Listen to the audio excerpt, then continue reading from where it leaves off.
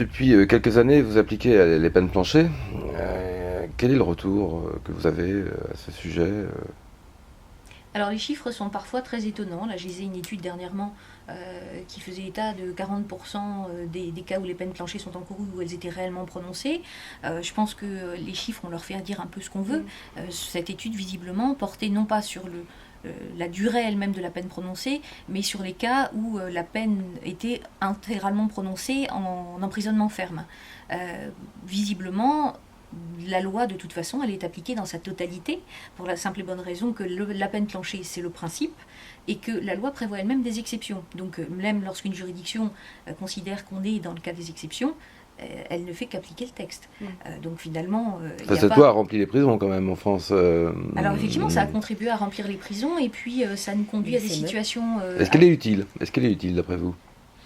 Votre avis de Je magistrat? pense que si véritablement c'était le nombre d'années de prison encourues qui empêchait de commettre des infractions, il n'y aurait plus d'infractions commises en France. On voyait bien que du temps de la peine de mort, c'était pas ça qui empêchait des crimes sordides. On voit bien qu'aux États-Unis, c'est pas l'application de ces peines planchées et de l'envoi en prison à vie à la troisième récidive qui empêche la délinquance et la criminalité, peut-être même bien au contraire. Alors que on souhaite que les peines soient effectivement appliquées. Nous, c'est aussi notre souci. Encore une fois, c'est ce que je disais tout à l'heure. On n'est pas là pour faire des choix dans les dossiers et dire telle peine on va l'appliquer et telle peine on ne l'appliquera pas.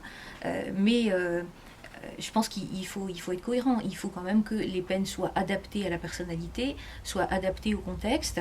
Ça, les magistrats le faisaient déjà avant. La peine planchée, finalement, ça se traduit par des durées de peine beaucoup plus longues, mais aussi par des sursis avec mise à l'épreuve beaucoup plus longs qui viennent surcharger les services de l'application des peines dans des cas qui ne sont pas forcément prioritaires.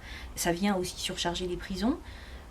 À partir du moment où on est dans un état où la prison, à part écartée de la société, ne sert à rien puisqu'on ne veut rien en faire, on n'a pas les moyens, par exemple, d'entamer un suivi psychiatrique ou un suivi éducatif réel quand on est en prison, c'est ça qui devrait être utile à la société et c'est sur ça qu'on devrait réfléchir, rendre la peine de prison utile, pour qu'à la sortie, la personne, effectivement, puisse se réinsérer dans de meilleures conditions, ce qui est à l'avantage de tout le monde, à son avantage à lui, effectivement, ce qui peut faire grincer des dents certains qui viennent dire mais pourquoi en sortant de prison il aurait un travail et pas moi, mais c'est de l'intérêt de la société tout entière et c'est aussi de l'intérêt de la victime parce que la victime bien sûr lorsqu'elle est victime d'une infraction elle attend que son préjudice soit indemnisé, ça paraît logique, donc si la personne travaille à la sortie la victime sera indemnisée plus facilement, puis je pense que la première des attentes de la victime c'est plus jamais ça, et si elle sait que la personne qui l'a agressée par exemple a réussi à se réinsérer grâce à cette sanction, je pense que c'est un premier soulagement pour la victime et ça vient